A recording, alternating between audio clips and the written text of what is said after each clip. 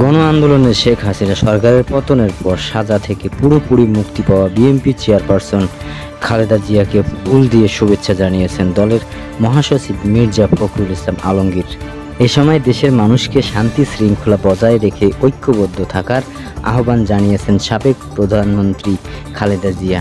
মঙ্গলবার রাত 11:30টায় ভার কেয়ার হাসপাতালের চিকিৎসাধীন খালেদা জিয়ার সঙ্গে সাক্ষাৎ করে তাকে শুভেচ্ছা জানান ফখরুল। এ সময় দলীয় প্রধানকে দেশের সার্বিক পরিস্থিতি সম্পর্কে অবহিত করেন তিনি।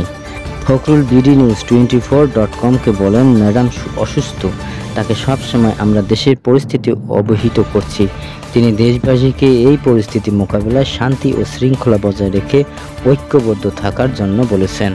দুর্নীতির 2 মামলায় 17 বছরের কারাদণ্ডে দণ্ডিত খালেদা জিয়াকে মুক্ত দিয়ে সোমবার প্রজ্ঞাপন জারি করে স্বরাষ্ট্র মন্ত্রণালয় সুরক্ষা সেবা বিভাগ। সেখান থেকে বলা হয়, সংবিধান 49 অনুচ্ছেদের ক্ষমতার বলে রাষ্ট্রপতি মোহাম্মদ শাহাবুদ্দিন সাবেক প্রধানমন্ত্রী খালেদা জিয়া দণ্ডমুক্ত মওকুফ করেছে। বিএনপি বারবার বলে আসছে, আওয়ামী লীগ সরকারের প্রভাবে মিথ্যা মামলা তাদের নেত্রীকে কারাবন্দী করা হয়েছে তাকে রাজনীতি থেকে বিদায় করার জন্য।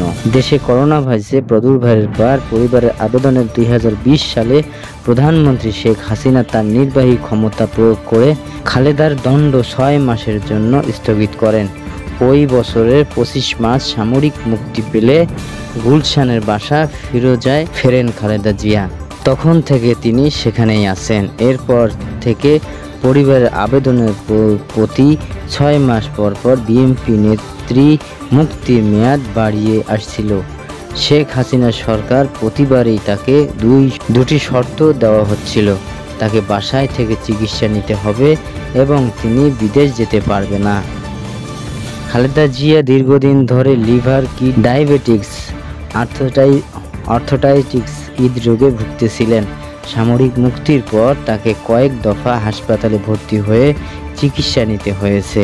তাকে বিদেশে পাঠানোর জন্য পরিবারের তরফ থেকে বেশ কয়েকবার আবেদন করা হলেও ওই শর্তে মুক্তি দিয়েই বারবার তা প্রত্যাখ্যান করেছে শেখ হাসিনার সরকার।